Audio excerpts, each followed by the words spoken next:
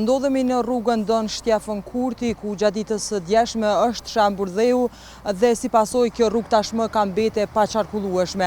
Për shkak të kësaj shembje, tashmë janë bërë edhe dëme të mëdha infrastrukturore, përfshirë edhe ato të energjisë elektrike dhe të ujit, për shka tashmë një pjesë e kryeshtetit ka mbetur pa energji elektrike dhe pa ujë. Tashmë derisa ne po qëndrojmë këtu, ekipet e Kostit janë duke u munduar që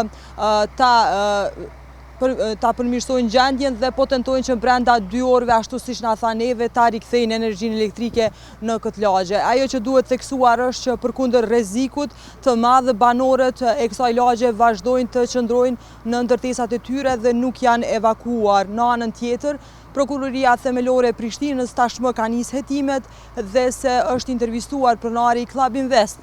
I Club Investit, ndërka që nuk është përjashtuar mundësia që të intervistohen edhe zyrtarë të tjerë përfshirë ata dhe komunal.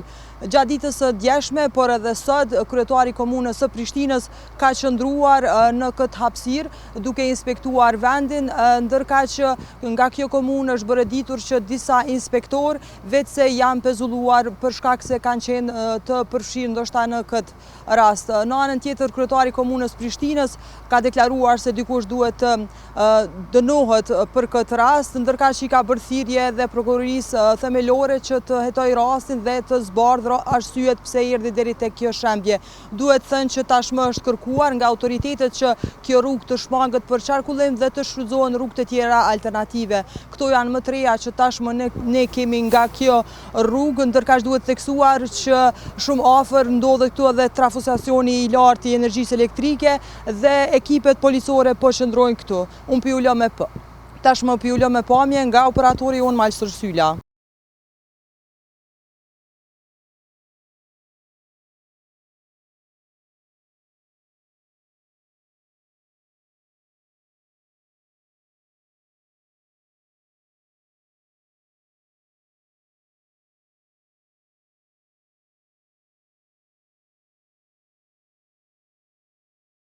Siç ndëgjova, në këtë rast leja është konform me standardeve dhe projekti është në rregull, por problematika është ekzekutimi. Shpesh herë gjatë ekzekutimit ose nuk ka mbikëqyrje duhur nga profesionistët, edhe investitorët shpesh herë insistojnë me deviju për shkak të tentimit të thjesht uljes së kostës së investimit. Shpesh herë ndodhin këto.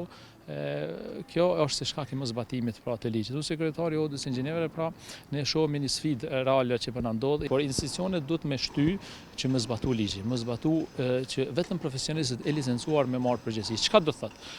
Projektues do të më qenë inxhinier të licencuar me marrë përgjegjësi, me nënshkruar projektin, mandej mbikëqyrësit me respektu ligjin dhe gjatë inspektimeve me nënshkruar ditarin ndërtimor, librin ndërtimor, protokollet e inspektimit dhe ata kur i nënshkruaj këto dokumentacione, ata do ta respektojnë. Jo, më sigurt që do ta respektojnë projektin. Po nëse angazhohen inxhinier të palicencuar ose fare nuk angazhohen inxhinier, atëherë ne devijojmë dhe kështu ndodhin raste të tilla, nuk respektohet projekti, ndodhen katastrofa të tilla që është shqetësuese për sigurinë publike. Nëse ai thjesht fondimi i atij objekti është në nivelin e poshtëm të gërmimit, ku ka ndodhur nuk është ndonjë rrezik i madh sa i përket ndërtesës.